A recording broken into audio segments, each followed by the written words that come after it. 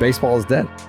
Rest in peace. We're not saying rest in peace to the Yankees yet. They're still alive. They're alive. They kicked out. It was a 2.5 count.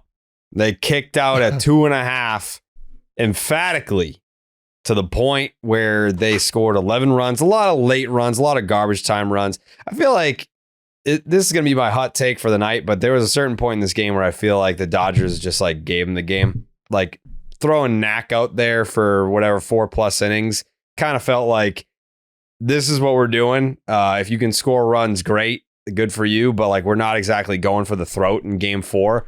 And maybe I'm wrong. Maybe I'm wrong in that assessment, because I feel like if I'm a Dodger fan listening to this show right now, listening to me say that, I know that no team, there's been one team to force a game 7. What was that? The Astros and Tampa in 2020. But other than that, the Red Sox in 2004, the only team to force a game 7, and they were the only team to win, being down 2003. I'm not saying the Dodgers fans are now worried after losing game 4, but you have to look at it as, okay, we didn't close it out. We didn't get the sweep.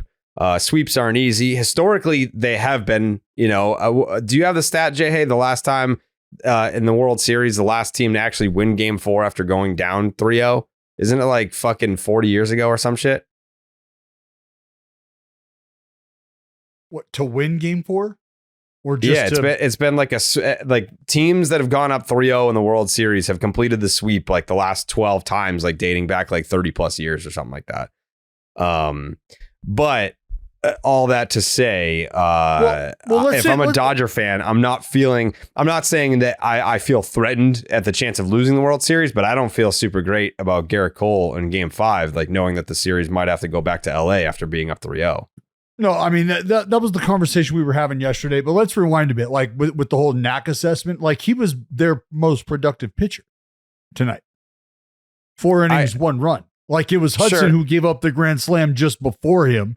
And then if you need a Honeywellian type performance, you got that from Knack, didn't you? You got that from Knack. You didn't get that from Honeywell. No. Honeywell got left out there.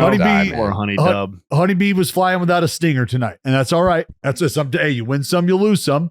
What we understand is they're losing those that he's in, but it's valiant efforts at times. But that, like with the Knack thing, like you needed somebody to do exactly what he did right there in that moment after Hudson gives up the grand slam. Is for the next 4 innings, he kept it well within striking distance for that offense. But I think correct me if I'm wrong, Jared, but I think what Jared is saying, you guys are saying 2 distinct things that are both correct. Like Landon Knack came in and did exactly what the Dodgers needed him to, and we may look back on his performance like Max Muncy was talking about Honey Dub's performance from the NLCS, right? That's what Dallas is saying. What Jared is saying is that Dave Roberts going with Landon Knack in that situation after Daniel Hudson had surrendered the runs was an indication of what Dave Roberts' intentions were for the rest of the game, which is that we are taking our feet off the gas a little bit, and we're not putting in our quote unquote highest leverage relievers in this game 4. Yeah. And that's also what we knew. And this is something that as part of the strategic plan. What are we going to do? Like all of these hypotheticals that we have mapped out, right? Like they're legitimately, like when you start like talking about the regular season, like whether or not you're cutting the game into thirds, whether or not you're really dealing in just, 3-out increments based on what your pitching approach is. This is how you're assessing the game. And so in that moment, this is the move that Dave Roberts was probably going to make. And it's almost that fringe decision, because it makes me wonder, what if it was just a 3-run homer and the score is within 2 as opposed to 3 at that moment? Like, is that a decision that they have planned for and say, well, if it's within 2, we feel like we're going to go with X because they're not going to allow base runners over the next 2 innings? Like was Trinan an option? Should they have given up just a 3-run homer, or maybe it's just a 2-run to tie? You know what I mean? Like, well, they got within 1 after the grand slam. Well, but that's again, that's hindsight, and that's because of what Knack did, the Honeywellian performance from Knack. So that like that's the one point that I would be curious about is what was going to be their decision if there was a decision. I would ask that question to Dave Roberts, and you know what? I might just fire off a text. I don't know that now's the time to fire that text, but yeah. Well, my decision was to go to the Underdog Fantasy app before this game because now we are able to get our picks on the Underdog Fantasy app, and you just go right over to the MLB tab, and you'll have our picks right on there. Our ugly mugs front and center when you click on the MLB tab, and you can just boom, opt right into whatever my picks are. I'm sure Jay Hay, Dallas, Jake, Joey, whoever.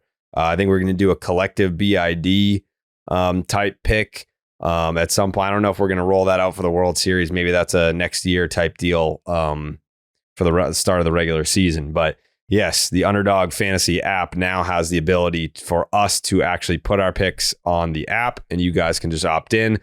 And as you know, October is when baseball legends are made. Begin your road to greatness on Underdog, where you can make picks on all your favorite player stats. All you have to do is choose higher or lower on things like strikeouts, total bases, and home runs. You can win up to 1,000 times your money playing their pick'em game. Sign up for Underdog Fantasy using the promo code Jared. That's JARED. And you'll get a free pick as part of your first cash entry, plus $1,000 in bonus cash when you deposit. Again, that's promo code Jared. Cash in on every home run during the playoffs with Underdog. I know a lot of people cashed in on that Freddie Freeman home run because we were all thinking there's no way he can do it again. But if he does, I'm going to benefit financially from that. Freddie Freeman, it was, hey, seen this movie before. Freddie Freeman starts it off, 2-run bomb, and you got to be thinking to yourself, if you're a Yankee fan, here we fucking go again with this guy. Like, why are we pitching to this guy? I know you're not going to intentionally walk Freddie Freeman in the first inning, but I'm sure the thought came out of a lot of fans' mouths at the time that he hit another 2-run home run to get the Dodgers going. And that's to me, me, a bucket of cold water, dude. Oh, just yeah. an absolute like, oh my fuck, again. Like, do you even have that reaction, or are you just like, oh my God? Yeah, you're defeated at that point because you're playing with house money. You're down 3-0. And lo and behold, it's Freddie Freeman again for the 4th straight game in this World Series, the 6th straight World Series game that he's homered in, dating back to the 2021 World Series with the Atlanta Braves. That's a record no one's ever done that You before. see him bust out the double play ball? Oh, dude, that was Joe. That was the most. That's the most impressive. Like, that's what made it a 1-run game. It's not the most impressive. I've been prone to hyperbole. It was extremely impressive that Freddie Freeman, and this just speaks to the point we were making yesterday when we talk about being able to benefit from the rest. And this is a guy who is now legged out, and I guess it meant nothing, but in the moment meant everything. He's able to keep the inning going, put another run across, and that's the point in time where the game's within 1 run. Well, if you look at the numbers, when Freddie Freeman twisted his ankle, they said 4 to 6 weeks, but that was 4 weeks ago. That was a fucking month ago at this point. So But he's still playing on it almost every day. That's what I'm saying is that it's 100% now. You can't pretend he's injured. It's been 4 to 6 weeks. That's 4 to 6 weeks before you probably are back, like starting a rehab assignment, and then you're back at it. Which is why we were it's been over 4 weeks, probably 2-month Johnny. But he's been playing the most important baseball games of the season. Yeah. Legging out triples, stealing bases, beating out throws to first base to break up double plays. It's like, yeah, okay, so it's been the 4 to 6 weeks, but it's not like he's been chilling with his feet up. He's been busting his ass trying to win playoff games for the Dodgers. And granted, a lot of the running he's been doing has been jogging. He's been hitting a lot of home runs. But he was not the star of the night. He was not the star of the night.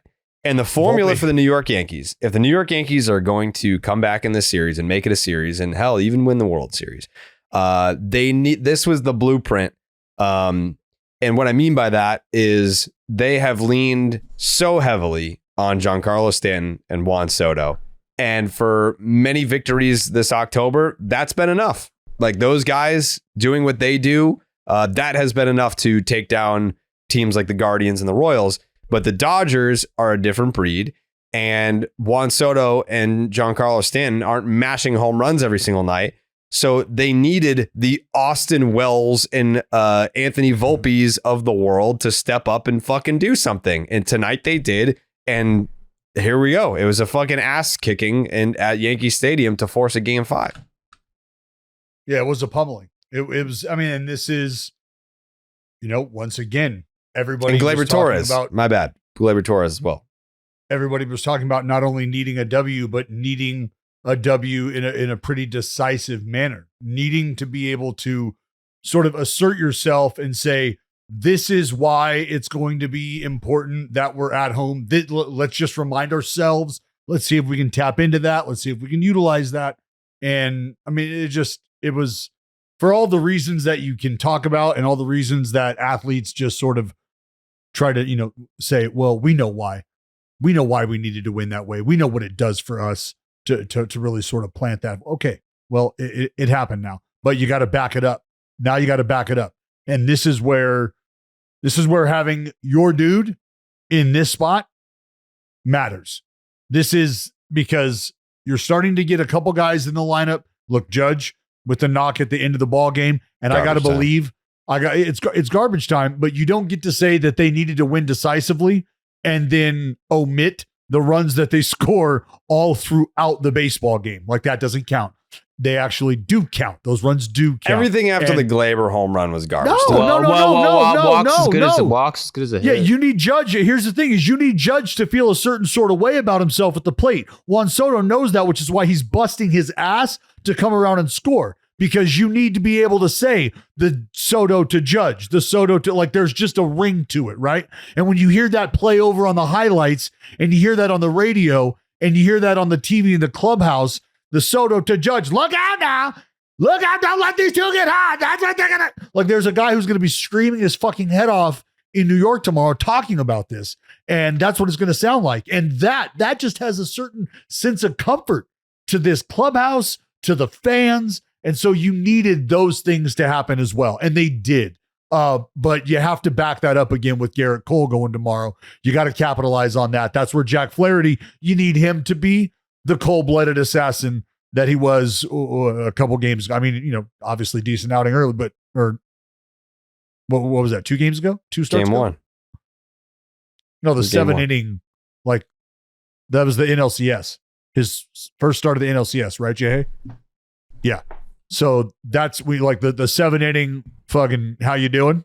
That guy? That, hey, hi, what's up? Jack Flaherty chucking zeros. I'll be honest. I mean, is it fair or unfair to say, I mean, this is the biggest start of Gerrit Cole's career. He's already pitched in the World Series before. Without a doubt. No, without a doubt. He's been... Didn't he pitch in Game 6 of the World Series against the Nats? He made 2 starts in that World Series because Soto took him deep both times. 6 was an elimination game 2, right? Yeah, he pitched game 1 and game 5. 5 in 2019. Because remember, they left him in the pen and he never pitched in Game 7, and then that's when he put the Boris hat on immediately after the World Series ended. Yeah. So then 5 because that was an elimination game, right? No. It was 2-2. And the Astros won that game to go up 3-2. Oh, okay. And then the Nationals won 6 and 7. So then, so if that's his last, so then I would say this is his biggest. How's Start it? of his Damn, I don't know about. It's got to be. It's got to be. This is now on the. This is now. Have some support offensively that you may not have had in other years. You have a bullpen that was probably comparable, but maybe not quite what it is. And you, although coming off of a shortened season, truncated by health, are in a position to capitalize on one of the greater moments of your career. So I don't know how this can't be perceived as anything other than the biggest start of Gerrit Cole's career. If this is about breathing more life into the New York Yankees, coming off a 3-0 bitch slap across the face and facing elimination, their offense goes out and puts up 10, And now you'd like to think that you could give them 15, at least 15 outs.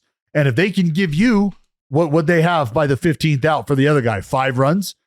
If they can give you that and you can put your bullpen in order again, you feel good about it? Mhm. So Jay, hey, I think to what Dallas is saying here, obviously the situation carries the most weight when we're trying to quantify the biggest start of Gerrit Cole's career. But I think a big factor here that was not a factor when he was pitching for the Houston Astros is the contract with the Yankees. Like the he money. got paid the boatload of money for this start. I don't passionately disagree with what Dallas is saying that this is the biggest start of his career. I'll just say that a game 5 in a 2-2 series is probably a higher leverage start than Yes. down 3-1. Sure. But I get it. It's the Yankees. Highest paid it's the pitcher in contract. I get it. baseball. So at that's the time fine. of If that's signing, what they want it's to Yankee Stadium, and it's that's the why. Yankees. That's why I'm not going to say that you're wrong. But I do think Win it's or go worth home. pointing out that he previously made a World Series start in a situation where the series was tied at the time that he started, and he gave his team the lead in the series through 5 games. So I know the Yankees are more important. I know the contract plays an inevitable factor here, but I think if you're a Nationals or a Astros fan listening to this, you might feel differently, and I wouldn't disagree with those people either. Sure. Let me pose it this way. If Gerrit Cole was making this start and the Yankees were in the driver's seat, would this still be? Could this even conceivably be Gerrit Cole's biggest start? Because he's now in a position to lock this World Series down, the World Series that he was paid handsomely to pursue. And again, with all of the benefits that I mentioned that he might not have had previously. I mean, that fucking Astros bullpen was absolutely disgusting. So if you're saying if this was a postseason clincher, potentially, or a World Series clincher, potentially, that he was pitching for the Yankees right now, would this be the Mhm. biggest start of his career? I would say that it would be leaps and bounds ahead of every other start that he's ever made. A World Series clincher is A, something that he didn't do with the Astros, and B, doing that with the Yankees would obviously come with everything you guys are talking about and being a clincher. That's the only distinction I'm making, is that it is the situation in the World Series when he pitched the last time versus when he pitched this time. I mean, I still feel like the odds are overwhelmingly against the Yankees, certainly before Gerrit Cole pitches, and the odds will be against the Yankees even if Gerrit Cole wins this start. But I do think that, if he makes a massive start, the Yankees win, and then go on to win the World Series, Gerrit Cole's legend is on an entirely different level than it currently rests, even though he's had big postseason and World Series starts before. Yeah. We'd Yeah, have to see him in Game 7 too. Oh, and I think you In would. some I think, capacity, right? I think you undoubtedly would, because I tell you what, Jared, I've been sleeping on the Boris hat thing for a hot minute because, or not sleeping on it, sitting on it, been waiting on it, because should that moment arrive and he, for whatever reason, not enter that game, or it come out that he didn't want the ball or whatever, like, man, it would be tough to answer that question. Like, how do you put that hat on and try to tell the free world, the free baseball world anyway, that you're that dude and you can go and get that, and then you wouldn't be in that position. So, I mean, we are so far down the road and really on the negative side of a hypothetical. Sure. But I would love to see Gerrit Cole be a dude who locks down 3-4 really important outs in that clincher. No doubt. Also, watching the Fox pre and post with Poppy and Jeter and A-Rod. A-Rod was very adamant about Gerrit Cole has to take the ball in Game 4. And Jeter was like, yeah, dude, good luck with that. Like, that's fucking stupid. And like, I mean, think about it. Like, think about how we feel right now because the Yankees won Game 4 and they have Cole in Game 5. If you deploy Gerrit Cole to win Game 4 just because it's an elimination game and you need to win that game to continue the World Series, we would be feeling like, all right, yeah, who cares? Like, all right, Gerrit Cole saved the season an extra day. Like, he pitched Game 4. The Yankees won 11-4. Like, they didn't even really need him to go out there and shove. Like, they kicked their ass anyway. because it was a Dodger bullpen game. Then you would be looking at game 5, like, okay, now what? Like, now where do we go? Obviously, it was stupid. Where's the clip of A-Rod saying that? It's like the dumbest thing I've ever heard. He said it multiple times. He said that Gerrit Cole should pitch game 4 on short rest instead of 5. Yep, he said it on the Fox post game last night, and then I think Poppy Jeter and A-Rod were on Good Morning America with Michael Strahan, and he said it again this morning. Gerrit Cole, they're giving A-Rod a big platform, and he's spreading radical ideas. I mean, he has terrible ideas all the time. Yeah. That's obviously just a bad math decision. Like, it may increase your chances of extending the series one extra game, but it drastically decreases your chances, however small they may be, of actually winning the World Series, which is, of course, the goal. Nobody cares if they go 4 or 5. It's about going 7. I think there's enough math involved, and I haven't done it right here, right now, at the top of my head or from memory, but I don't know how successful, and we could look this up, Gerrit Cole is on short rest. But the idea is, if you're deploying a guy like that on short rest, aren't you probably more cautious when he starts to find himself in tough spots? You start to get traffic. Are you that much more cautious and that much more alert and aware of whether or not you're going to extend him and give him the liberty of working through this or not? I think you probably are. So I think that's a really slippery slope. That's how I could categorize that assessment of baseball at best. Is that's a really slippery slope you'd be walking to run your guy out there on short rest, knowing full well you're probably prone to go to the bullpen all the earlier. Because why? For the same reason you're running your boy out there on short rest, because you got to win this ball game. Yeah. Side note, I mean, I don't just want to skate over Anthony Volpe's night. Like, it is not lost on me. I know, like, some people got very exhausted by did you know Todd Frazier played in the Little League World Series? Like, every fucking time he came up, it was like, yeah, look at this picture. He played in the Little League World Series. But seeing Anthony Volpe at the Yankees World Series parade in 2009 with his family, wearing the Yankee hat, and then to get to play in the World Series for the Yankees at Yankee Stadium and hit a grand slam and a number of great defensive plays as well.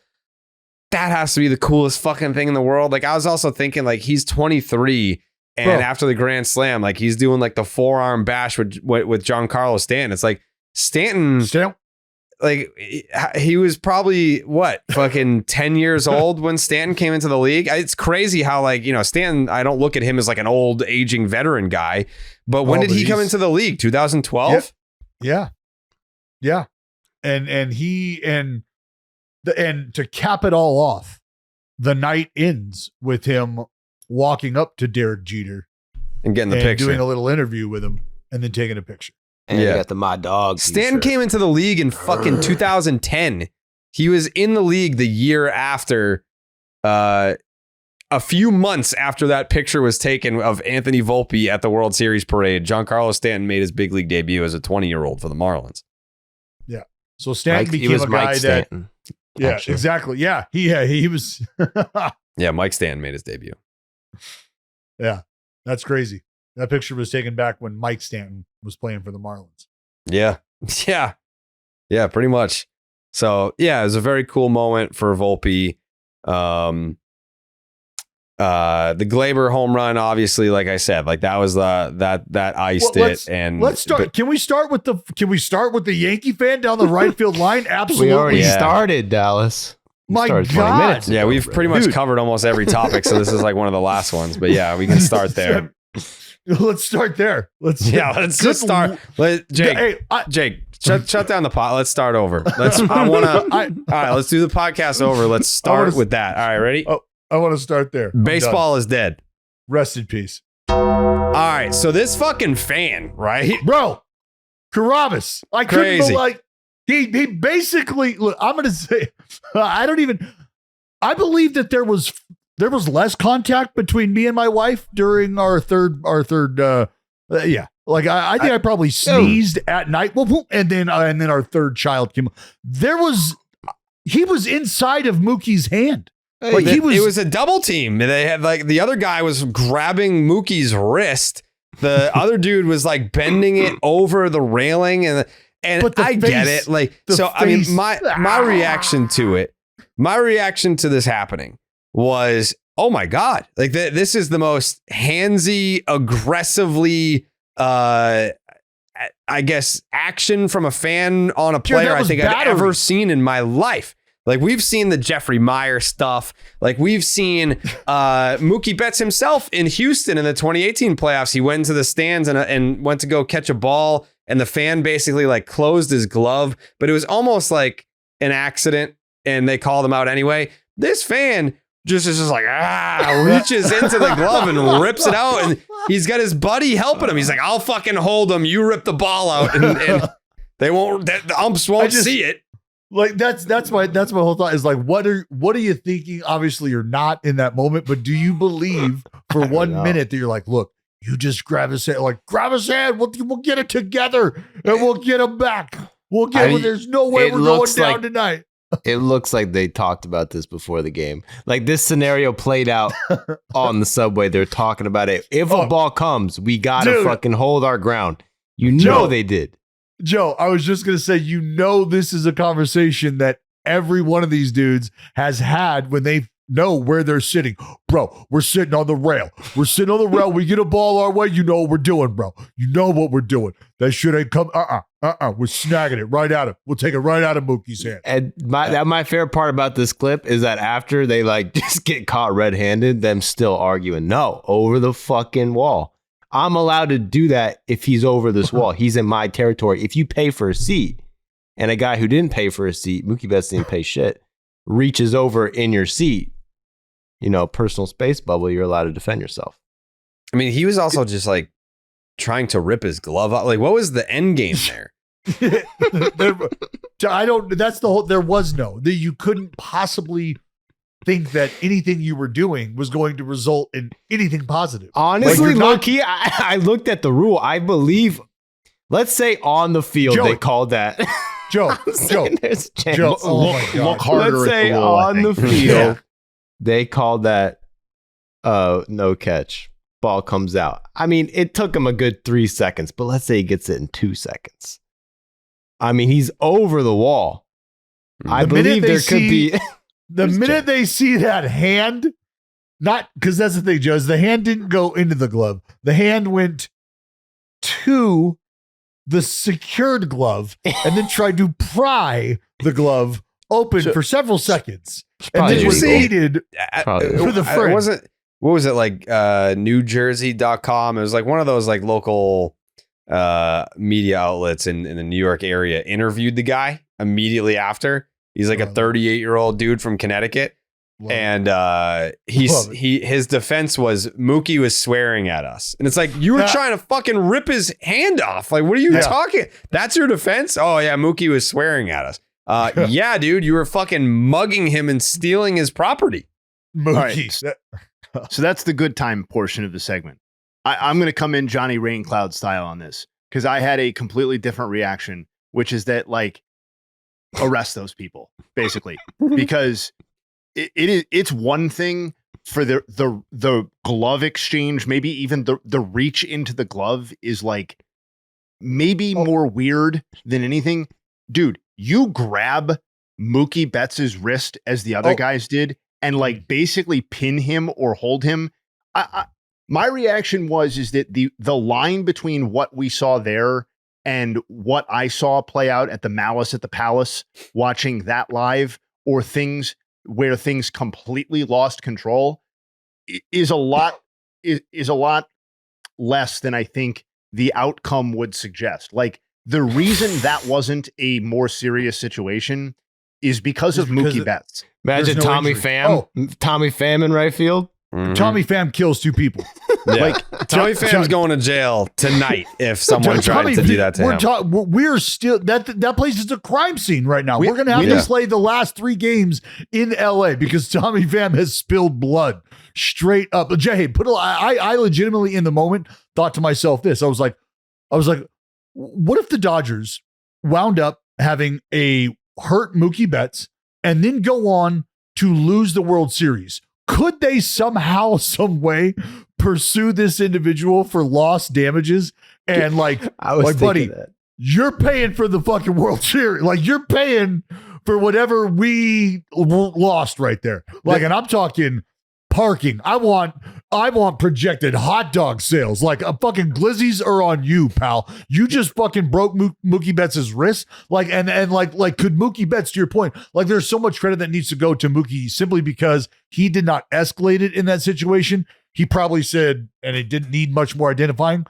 And then it got taken care of. They got out of there. But if he's hurt in that moment, my God, that is a major offense. And I'm wondering, and I would probably bet that Mookie Betts presses charges. But like, okay, so when is the last time you guys saw a fan like really grab at a player in like live action like that before? I'm not sure that I can't recall one off the top of my head. I'm sure they exist. There was one play in the summer of 2005. Saugus Little League. There was regional semis. There was a ball down the right field line at Fenway. Gary Sheffield goes into the corner, and a fan like swiped at his hat like this, and Gary picks up the ball, throws the ball in, and then goes back at the fan and shoves him down. And then after the game, the fan said, "Oh, I was doing like the windmill, like send him, like I was telling him to like run." But really, like Gary got too close to the wall and the guy tried to like bop his hat off of his head and went with the windmill defense. And the physical contact was player to fan in terms of like the shoving or grabbing. But that's the only example in my lifetime that I can recall seeing. You've been talking shit about Yankees fans for being dirtbags. You just kind of played yourself right there telling that story. Well, he was sending the runner in. I believe him, but okay. But like that's the point though, is that you're recalling like an incident from 19 years ago is the only, and you watch an enormous amount of baseball. That's the only time that you can recall that. I can't recall it happening. If anybody else has incidents where they remember that, feel free to speak up. But like that Mookie Betts' wrist isn't hurt is just like, it's just luck of the draw kind of, because the way that guy grabbed at it and the way that played out, it easily could have played out that way. And then it wouldn't be a joke that is going to be funny for everybody else. And obviously a disaster for those two individual people in terms of their ability to attend baseball games in the future. It would have gone to something much more serious, which is fan player engagement, interaction during live events. And that whole conversation that you get into that nobody really wants to have, and that we're not having it is just, it's just good luck, because those dudes were completely out of control. Like they looked more like animals going for the ball than they did normal fans. Like there was like a voraciousness, like a ferocity to them grabbing at the balls that I've like shit. Were you just 100% blacked out? Like, and that's not an excuse. That but like, guy, had the aviators on at like 9 p.m. He was a character. That's just like crazy behavior. Behavior. They were like children going after presents on Christmas morning when they were like 4 years old. Yeah, but like mean children that shouldn't be getting any presents. Mm. It was bizarre. And I think kind of to Jay Hayes' point, it was kind of crazy how many people laughed it off versus looked at it like, what the fuck are we doing? Like that, like it could have been a scary moment. I looked at each other like, are we like, I was looking at it on social and I was like, am I missing something? This is not funny. It's funny. Like to hash it out. Well, no, to hash it out. What could be done? And here's the question. What's going to be done? What's going to be done? They will never be allowed inside of a baseball stadium again. They will be banned for life is what's going to happen. That's who cares? I'm just saying, they can't enforce it. You know, there's no way to enforce that. Like they'll probably be at Game 5 if they want to be. All I'm saying is I think that's probably as far as this will go. And if it goes any further, then that's surprising to me and would be good. I think there more deserves to happen. That's like crazy. Because if Mookie's hurt, if Mookie legitimately is coming down, boom, and his wrist gets snapped, something like that happens, then what do? Obviously, they're going to jail. They're going to jail at that point. And then from there, like the whole banning of, and like I'm sure that still happens, but to the point, how do you control it? Yeah. Another Yankee fan example of we don't claim them. It's like, actually, when they were getting escorted out and going up the stairs, they were greeted to cheers and high fives and hugs from the fans as they passed by on their way out. But Again, we don't claim them either. And again, as you said, Red Sox fan has never done something like that before. Not like that, no. Exactly. And Mookie actually hurt that wrist already this year. That was the wrist that he fucked up, got hit by a pitch. So, I mean, if Mookie wants to run an insurance scam, he could get an MRI on that thing and it'll show some damage. Mm-hmm. That's the play. Anything else from tonight's game that we wanted to hit on? I'm No. not to highlight a negative. I know I usually like to highlight positives, but Max Muncy, we got to figure it out. I love Max Muncy, but he was a monster leading up to the World Series. Where is that guy? Where's that guy now? Because Shohei don't look right. He don't look right. I know he had a knock, but there's leaning on power. Freddie Freeman basically. I'm not no disrespect to Mookie, but he's had a good postseason. He hasn't had like a standout moment yet, really. So leaning on Freddie, I don't know if that's the plan you want to run with, given how his health situation is. But where's Teoscar Hernandez? Where's Max Muncy? Will Smith had the home run tonight, but it's like that's been the lone bright spot for him offensively. Tommy Edman, check back in. Need Tommy Edman in game 5. They were pitching around him tonight to get to Shohei. 2 walks. Yeah. So, yeah. I think we highlight the Yankees lineup problems, and rightfully so. I mean, they have been a team that is gone as Gleyber, Giancarlo, and Soto have gone. But tonight was the night where it's like, all right, we're going to have other guys step up, and look what happens. 11 runs on the board. Well, So- I don't feel like you can feel too bad for the Dodgers. They didn't pitch jack shit, dude. They just kind of threw this one out like, you guys can kind of have this. If Kinda. we win, we'll be happy. But the guys they threw, it's not surprising the Dodgers lost. They Wow. still scored 4 runs. So the Yankees got the easier path to the World Series, and their one win in the World Series was kind of just like a charity. I mean, Kinda, I was thinking that. I mean, they ended up scoring 11 runs, but when this was a close game, I was kind of thinking I know people are dogging on the Yanks, but game 1 was close as shit. Game 2, they were like a hit away from tying it. I know.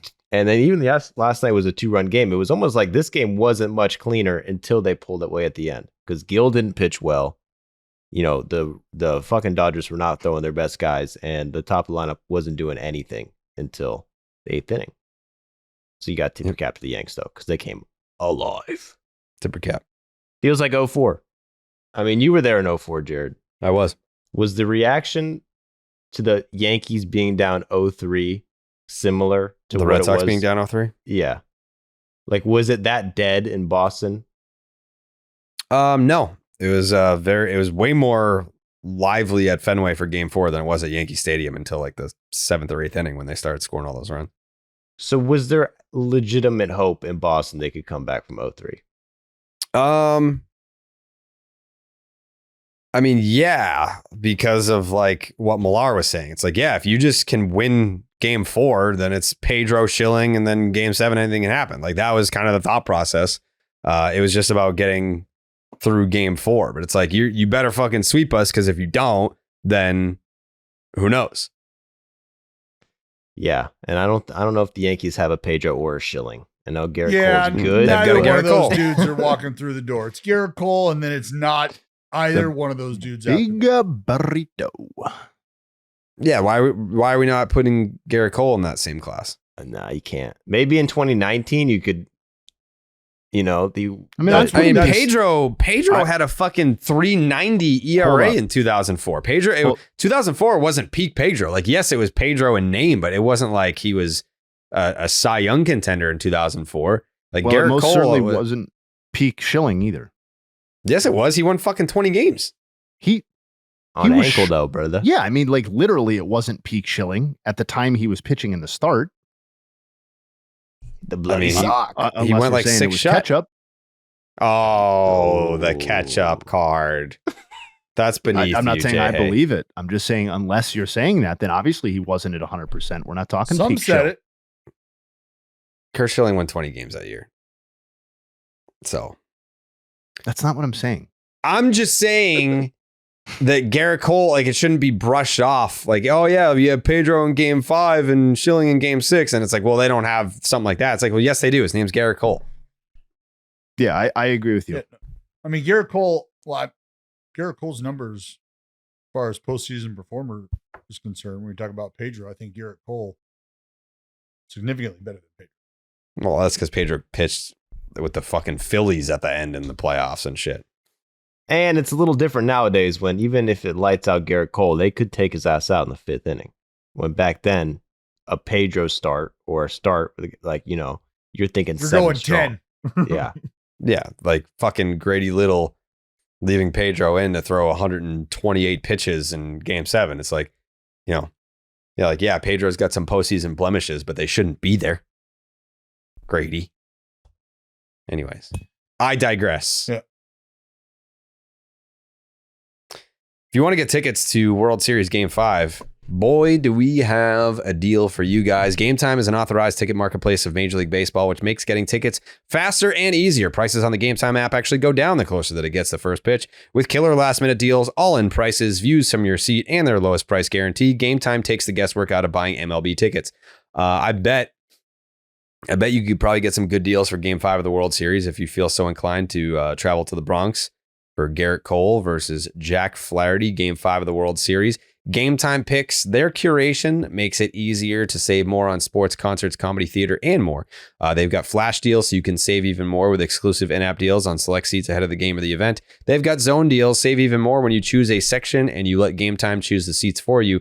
All-in pricing, toggle that feature, and it shows you their total upfront with no surprise fees at checkout. Get a panoramic view from your seat in the app before you buy. The lowest price guarantee or Game Time will credit you 110% of the difference. Your purchase is also covered with the most flexible customer service policy in the ticketing industry today. Take the guesswork out of buying MLB tickets with Game Time. Download the Game Time app, create an account, use the promo code BID for $20 off your first purchase. Terms apply. Again, use the promo code BID for $20 off. Download the Game Time app today. Last minute tickets, lowest price guaranteed. Okay. Any other thoughts on the game tonight? Nope. Tough spot. Tough spot for Huddy. Tough spot for Huddy. We're going to get to Jay Hayes Nugs in 1 second, but before we get to those, Game 5. Is there a Game 6? Dallas, yes or no? No. Joseph, is there a Game 6? Yes or no? Yes, sir. I got the Dodgers in 7. Jay Hay, is there a Game 6? Yes or no? Yeah, Gerrit Cole's he's gonna call upon his inner big burrito. Wow. So you have a Game 6. That's right. Jake? Yeah, I got to go in 6 too.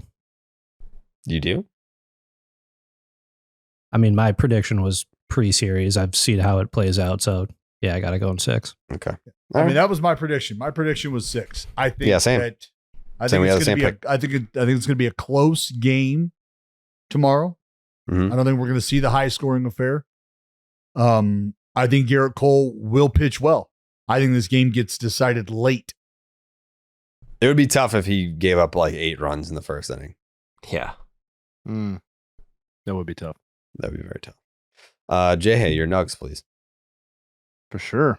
Anthony Volpe joins Shane Victorino in Game 2 of the 2008 NLDS as the only players in postseason history to have a game with at least a homer, a double, and 2 stolen bases.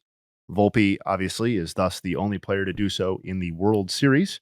Freddie Freeman, over the whole postseason, is the 9th player in postseason history with 4 homers, 4 or more homers, a triple, and a stolen base. The most recent previous instance prior to Freddie Freeman was Cody Bellinger in 2020. Luis Heel went 4 innings pitched with 4 runs allowed tonight. Prior to tonight, teams who had received a start of 4+ runs allowed in 4 or fewer innings pitched in the World Series were 23 and 140. So an unlikely win from that perspective for the Yankees. Dallas's boy, B. Honey Dubs, Brent Honeywell. He's the first pitcher since Addison Reed in Game 5 of 2015, and the first Dodgers pitcher since, we all remember this, Chuck Churn in Game 1 of 1959 to allow 5 runs in no more than 1 innings pitched in a World Series game. So an important inning, but a tough one for Honey Dub. The Yankees are the first team. They had 5 stolen bases tonight. They are the first AL team to have 5 stolen bases in a World Series game. Wow. It had previously happened 6 times, but all of those instances were by NL teams. The most recent instance was the Braves in 1992. So they are the first team since the Braves in 92 to do it regardless of league. Hadn't happened in quite a long time. Wow. That's impressive. Like, I know the Judge stolen base at the end takes it to 5 and not 4, and maybe the numbers look very different, but to think that the only other teams to do it, and it's not crazy to me, because I was thinking to myself, they're probably all National League teams, and the shift away from the willingness to even maybe run at that level, or maybe there was attempts, but they were caught, and I don't just quite a shift. Yeah, for sure. I mean, we're talking 32 years ago, or 32 years ago was the previous time. The only other instances are the 87 Cardinals, which are obviously very famous for playing that way, and then the Cubs and Giants back in the early 1900s. So totally different ball game. Gleyber Torres is the second Yankees player to hit a 3-run homer, went up by 3 runs in a World Series game, joining Billy Martin in Game 2 of the 1952 World Series. 2024 is the first World Series ever to feature multiple go-ahead grand slams. So obviously we have Freddie Freeman's, and we had Volpe's today. That's go-ahead grand slams. The only instances of multiple grand slams in a World Series in any context only happened 4 times this year. 1987 with Kent Herbeck and Dan Gladden. 1964, Ken Boyer and Joe Pepitone. And 1956, Yogi Berra and Bill Moose Skowron. It's the second time in a couple of weeks he's come up. Anthony Volpe is the 10th player ever with a go-ahead grand slam in the World Series, and the 3rd Yankees player to do so, joining Tino Martinez in Game 1 of 1998 and Gil McDougald in Game 5 of 1951. I don't know if Play Index has this filter, Jay. How many players have hit a grand slam in the World Series and also stormed the Capitol before? I just, I mean, for Pete's sake, it's they don't have that filter. I've looked. Let me know if you can find that. Do you have that filter? Aaron Judge is the first. This is big. Aaron Judge is the first player ever to register an RBI single while up 6 runs during the 8th inning of a World Series Game 4. Stop. What? Did you guys hear that? I'll read it again because he made history. Aaron Judge is the first player ever to register an RBI single while up 6 runs during the 8th inning of a World Series Game 4. The Empire's back, baby! Wow. And those are the Nugs. That's big. Thank you. That's big. Thank you, Jay. You're very welcome. Joe, you got any final thoughts? Any injury reports? Oh, well, Freddie's completely healed. So Okay, people have to stop bringing that up when they talk about Freddie having a great series. It's a great series on its own right. I would guess it's historical. How much did that piss you off when he hit the grand slam and he went up to his dad? Like that family was like the first thing on his mind. Well, I mean, you can't help that. You have to have a dad, so that's fine. Yeah, that's true. Good point. It's really more about the extent. Yeah, you can't help that. It's wife and kids that drives you nuts. But if you got love for your mom and dad, that's just being a good kid. Everyone's got a mom and dad, and the wife and kids part is optional. Is what you're saying. Got it. I'm just trying to follow. Dallas, any final thoughts today?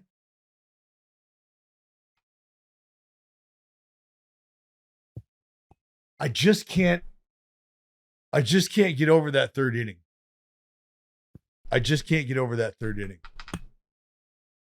So fucking close. So close to getting out of that. Yeah, that sucks. Close. It's all right. They got 3 and more it's chances. through the meat and potatoes. Yeah. Oh. And then Volpe the fucking deck. Mm-hmm. Get the bag's juice. 2 outs, honey. Yeah. Jay, any final thoughts? Yeah, just quick shout out to my favorite non-Guardians team, the Chicago White Sox, who went ahead and added a manager today. Will Venable. Yeah, Yep, great so, guy, by the way. Yeah, awesome. I'm sure he is. Great dude. He better be. I hope he's patient. He is.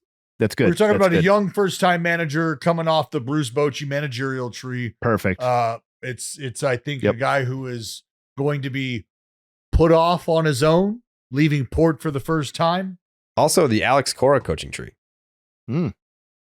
Yes. Well, sounds like they've got the manager settled. Now they just need players and a front office and an owner. Baby I mean, steps. They're building from backwards. Baby steps, yeah. Right. Every journey starts with the first step, Jay. That's right. Typically, that's the last step or one of them, but that's why they're trailblazers. Mm-hmm. Well, it makes you think that since I feel like they didn't even bring up Ozzy as a potential candidate, maybe that means he might be one of the potential buyers, because that's really the only reason I think they wouldn't rehire him. Does he got that kind of coin? I don't think so. He's a White No, Sox legend. I would imagine that he doesn't. World Series champion, my man. Yeah, it's true. 2-time if you count the Marlins. Yeah. I don't. Jake's takes? Just really hope the Yankees don't come back, man. That would fucking blow. No. Yes, it would, Jake.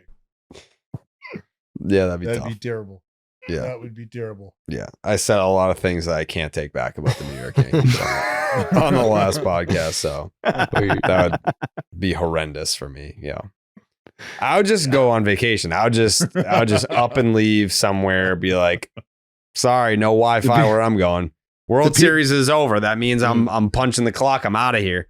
That one dude who said the podcast would be better without you would get his dream for one podcast. Oh, months. I would be gone for months. I would wait for the dust to settle and then come back. I would wait for the Mets to sign Soto training. and then I would come back. As a Yankees in 7 guy, I guess I would get us to February. I just keep recording. Yeah, you guys got this. Yeah. Catch me in Aruba. The fuck? Yeah. And I would just record like an emergency video from the beach the second that Passan breaks Soto to the Mets. Be like, I'm back. Vacation's over. New York, what's up? Wow. All right. Game 5 tomorrow. Cole, Flaherty. We will be back with another episode of Baseball is Dead reacting to that game. Either we're going back to LA for Game 6 on Friday, or the Dodgers are World Series champions for the first time since 2020. We'll catch you guys then. Wow.